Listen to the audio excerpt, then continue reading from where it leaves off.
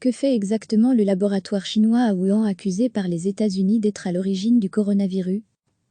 C'est le laboratoire pointé du doigt par les États-Unis. L'Institut de virologie chinois accusé d'être à l'origine du coronavirus étudie certains des pathogènes les plus dangereux du monde. Le chef de la diplomatie américaine, Mike Pompeo, a récemment assuré avoir des preuves immenses que le virus a fuité d'un laboratoire de Wuhan, la ville où il a été repéré fin 2019. Des propos jugés déments par Pékin, tandis que l'Organisation mondiale de la santé, OMS, a dénoncé des déclarations spéculatives en l'absence de preuves. Selon la grande majorité des chercheurs, le coronavirus a été transmis à l'homme par un animal. Officiellement, un marché de Wuhan a été incriminé par des scientifiques chinois, car il aurait vendu des animaux sauvages vivants. Mais que fait-on dans ce laboratoire « de tous les dangers » ? L'occasion de dissiper les doutes et mettre un terme à cette polémique qui envenime les relations USA-Chine tout en agitant les réseaux sociaux et la toile. Ils étudient les maladies virales. Plus récemment, les chercheurs de l'Institut ont contribué à mieux connaître le Covid-19 lors de son apparition à Wuhan. En février, leurs travaux ont été publiés dans une revue scientifique. Conclusion, la séquence du génome du nouveau coronavirus est à 80% similaire à celle du SRAS, à l'origine d'une précédente épidémie en 2002-3, et 96% à celle d'un coronavirus de chauve-souris. Au fil des années, les scientifiques de l'Institut ont été les auteurs de plusieurs dizaines d'études et d'articles sur les liens entre ces mammifères volants et l'émergence de maladies en Chine. De l'avis de nombreux chercheurs, le nouveau coronavirus est sans doute né chez la chauve-souris. Ils pensent toutefois qu'il est passé par une autre espèce, comme le pangolin, avant de se transmettre à l'homme. Fait notable, 2 chercheurs de l'Institut ont participé en 2015 à une étude internationale, avec plusieurs universités américaines lors de laquelle un agent pathogène avait été créé, afin d'analyser la menace d'un virus semblable au SRAS. L'Institut possède la plus grande collection de souches de virus en Asie, avec 1500 spécimens différents, selon son site internet. Il possède également un laboratoire P4 pour pathogènes de classe 4, les plus dangereux. Ce type de laboratoire est une installation de très haute sécurité qui peut héberger les souches des virus connus, comme Ebola. Une trentaine de P4 existent dans le monde. Celui de Wuhan, ouvert en 2018, a été réalisé avec la collaboration de la France. Ambition, réagir plus rapidement à l'apparition de maladies infectieuses. L'Institut dispose également depuis 2012 d'un P3, un type de laboratoire qui étudie en général des virus moins dangereux, comme les coronavirus. Difficile à dire.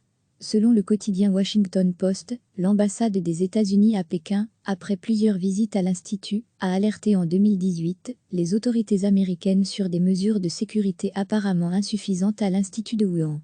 L'Institut dit avoir reçu dès le 30 décembre dernier des échantillons du virus alors inconnu qui circulait à Wuhan, identifié ensuite comme le SARS-CoV-2, avoir séquencé son génome le 2 janvier, puis avoir transmis ces informations à l'OMS le 11 janvier. Le directeur de l'Institut de virologie, Yuan Ziming, a catégoriquement démenti en avril que son laboratoire soit la source du nouveau coronavirus. Dans un entretien avec la revue scientifique américaine, la chercheuse Shi Zhongli, l'une des principales virologues chinoises, vice-directrice du P4, a affirmé que la séquence du génome du SARS-CoV-2 ne correspondait à aucun des coronavirus de chauve-souris étudiés dans son institut. Les chercheurs pointent le fait qu'aucune preuve ne vient accréditer l'hypothèse d'une fuite de l'Institut de virologie de Wuhan. Aucune preuve formelle ne montre par ailleurs qu'il provient du marché suspecté d'avoir vendu des animaux sauvages vivants. Une étude chinoise, publiée dans la revue The Lancet en janvier, a ainsi indiqué que le premier malade connu du Covid-19 n'avait aucun lien avec le marché. Selon le professeur Leo Poon, de l'Université de Hong Kong, le consensus de la communauté scientifique est que le virus n'a pas été créé par l'homme. Il appelle toutefois à faire la lumière sur l'origine du virus. C'est important en matière de santé publique, car nous voulons savoir comment c'est arrivé et, si l'on peut, apprendre de cette expérience, souligne-t-il. Recevez chaque matin l'essentiel de l'actualité. C'est le laboratoire pointé du doigt par les États-Unis, l'Institut de virologie chinois accusé d'être à l'origine du coronavirus, étudie certains des pathogènes les plus dangereux du monde. Le chef de la diplomatie américaine, Mike Pompeo, a récemment assuré avoir des preuves immenses que le virus a fuité d'un laboratoire de Wuhan, la ville où il a été repéré fin 2019. Des propos jugés déments par Pékin, tandis que l'Organisation mondiale de la santé, OMS, a dénoncé des déclarations spéculatives en l'absence de preuves. Selon la grande majorité des chercheurs, le coronavirus a été transmis à l'homme par un animal. Officiellement, un marché de Wuhan a été incriminé par des scientifiques chinois, car il aurait vendu des animaux sauvages vivants. Mais que fait-on dans ce laboratoire de tous les dangers? L'occasion de dissiper les doutes et mettre un terme à cette polémique qui envenime les relations USA-Chine tout en agitant les réseaux sociaux et la toile. Ils étudient les maladies virales. Plus récemment, les chercheurs de l'Institut ont contribué à mieux connaître le Covid-19 lors de son apparition à Wuhan. En février, leurs travaux ont été publiés dans une revue scientifique. Conclusion, la séquence du génome du nouveau coronavirus est à 80% similaire à celle du SRAS, à l'origine d'une précédente épidémie en 2002-3, et 96% à celle d'un coronavirus de chauve-souris. Au fil des années, les scientifiques de l'Institut ont été les auteurs de plusieurs dizaines d'études et d'articles sur les liens entre ces mammifères volants et l'émergence de maladies en Chine. De l'avis de nombreux chercheurs, le nouveau coronavirus est sans doute né chez la chauve-souris. Ils pensent toutefois qu'il est passé par une autre espèce, comme le pangolin, avant de se transmettre à l'homme. Fait notable, 2 chercheurs de l'Institut ont participé en 2015 à une étude internationale, avec plusieurs universités américaines lors de laquelle un agent pathogène avait été créé, afin d'analyser la menace d'un virus semblable au SRAS. L'Institut possède la plus grande collection de souches de virus en Asie, avec 1500 spécimens différents, selon son site internet. Il possède également un laboratoire P4, pour pathogènes de classe 4, les plus dangereux. Ce type de laboratoire est une installation de très haute sécurité, qui peut héberger les souches des virus connus, comme Ebola. Une trentaine de P4 existent dans le monde. Celui de Wuhan, ouvert en 2018, a été réalisé avec la collaboration de la France. Ambition, réagir plus rapidement à l'apparition de maladies infectieuses.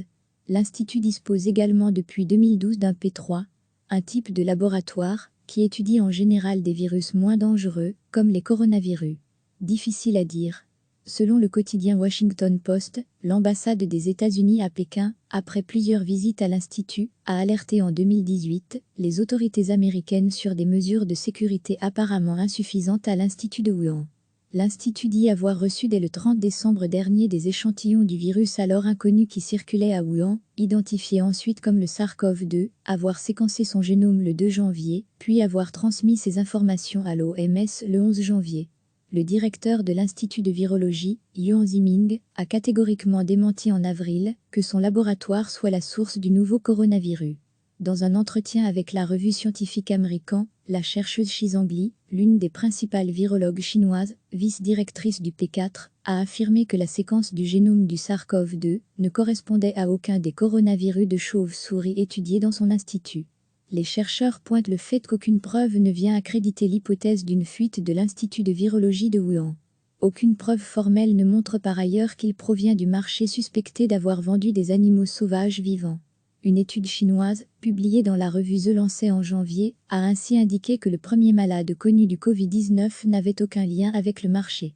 Selon le professeur Leo Poon, de l'Université de Hong Kong, le consensus de la communauté scientifique est que le virus n'a pas été créé par l'homme. Il appelle toutefois à faire la lumière sur l'origine du virus. C'est important en matière de santé publique, car nous voulons savoir comment c'est arrivé et, si l'on peut, apprendre de cette expérience, souligne-t-il. Cliquez sur s'abonner pour recevoir les dernières nouvelles.